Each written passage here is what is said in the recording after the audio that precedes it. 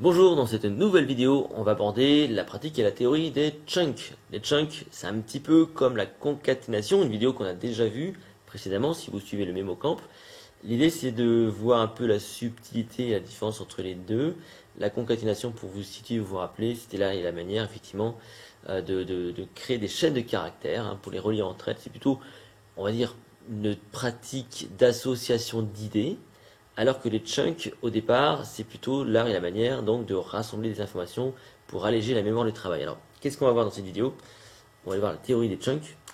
On va voir ce que ça donne en pratique. Et puis, je vais vous engager justement sur un petit exercice pour voilà, vous permettre de pratiquer cette théorie autour du rôle des chunks. Alors, historiquement, on est dans les années 1950, voilà, on travaille sur la mémoire à court terme, on découvre évidemment toute cette théorie sur l'emploi amnésique, pas trop d'informations, 7 plus ou moins 2, mais ce qu'on voit à ce moment-là, c'est que c'est pas tant cette information, plus ou moins 2, que cet ensemble ou cette nature d'informations qui peuvent fonctionner. En gros, quand vous retenez un numéro de téléphone, vous n'allez pas vous amuser à retenir chiffre par chiffre le numéro de téléphone, mais bien par groupe de 2.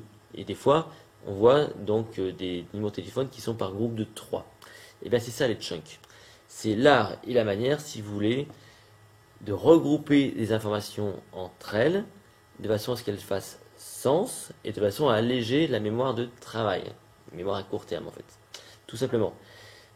Donc, dès que vous êtes capable de regrouper des informations entre elles pour économiser de l'énergie, vous utilisez la théorie des chunks.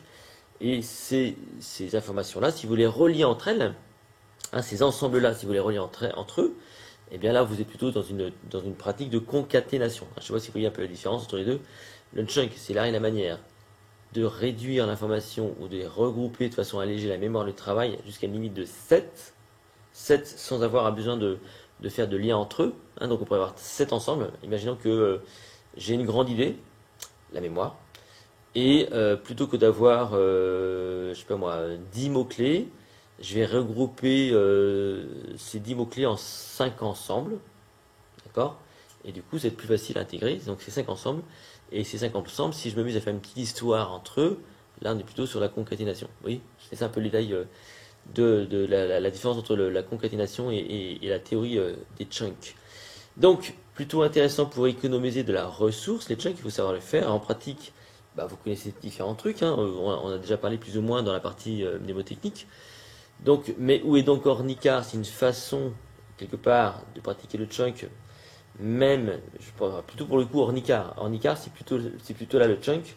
On a regroupé en un seul mot en une seule information, donc en Ornicar. Mais le chunk, il est dans l'idée qu'on est plutôt sur 5 mots, mais où est donc Ornicar, plutôt que dans une suite de conjonctions de coordination qui n'aurait pas de sens, qui serait or, car, ni, ou, est, donc, mais. Oui.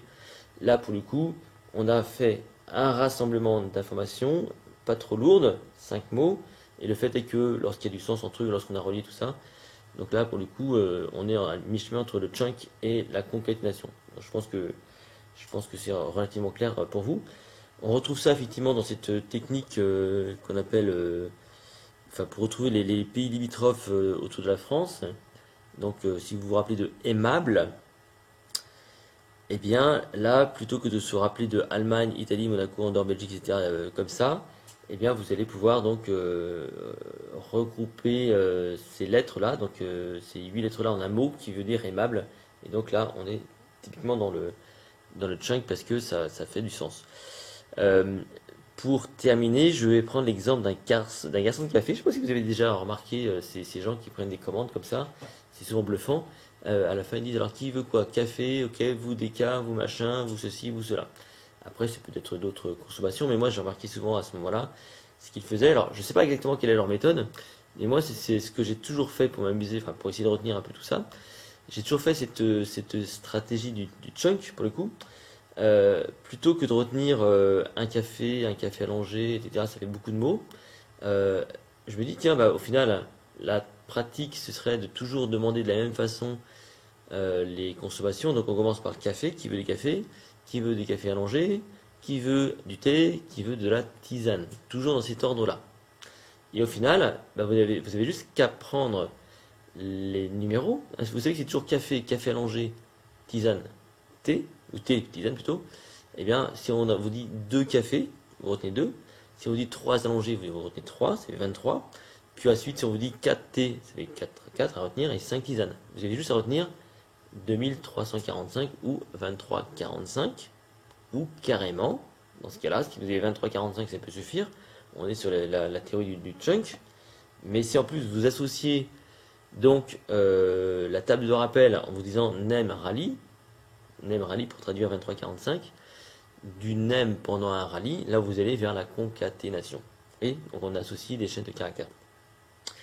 Donc tout ça, ça va ensemble. Évidemment, quand j'ai abordé la pratique de la concaténation, j'ai pas forcément parlé du chunk, de cette pratique du chunk. C'est vraiment cette façon de réduire la masse d'informations en rassemblant les informations entre elles pour que ça fasse sens. Voilà. Et pour que ce soit donc plus léger à retenir. On va se mettre dans une situation pratico-pratique. Il y a des cartes pas toujours simples sur le MemoCamp. Notamment, il y en a une là que j'ai prise qui est sur les zones climatiques. Il y en a 10. 10 zones climatiques, c'est compliqué parce que ça dépasse littéralement l'empamnésique.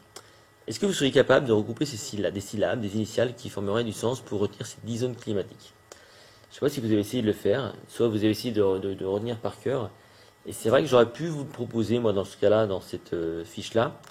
Mais essayez de vous poser cette question, comment est-ce que vous pourriez faire pour retenir efficacement ces 10 zones climatiques, donc en pratiquant la technique du chunk? Je vous laisse quelques instants pour réfléchir. Et après, je vais vous donner des pistes. Et après, je vous laisserai donc peut-être me faire des propositions dans les commentaires pour partager avec tout le monde en fait. Je vous laisse quelques instants, essayer de voir un peu comment vous pourriez retenir et regrouper toutes ces choses-là.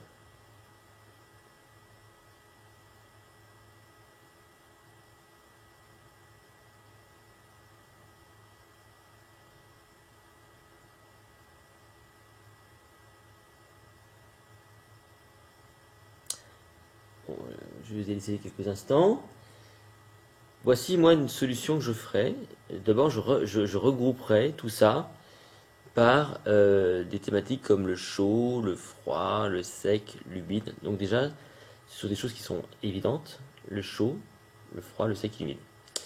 Si vous faites ça, vous allez remarquer que vous avez, dans le froid il y en a 2, dans le sec il y en a 2, dans l'humide il y en a 2. Donc déjà ça aide à regrouper dans sa tête 2 de 2. Il n'y a que le chaud où il y en a donc il y en a 4, le double. Bon voilà, donc ça fait 4, 2, 2, 2 hein, si on veut. Mais déjà ça fait partie donc de cette capacité donc à regrouper l'information par thématique chaud, froid, sec, humide.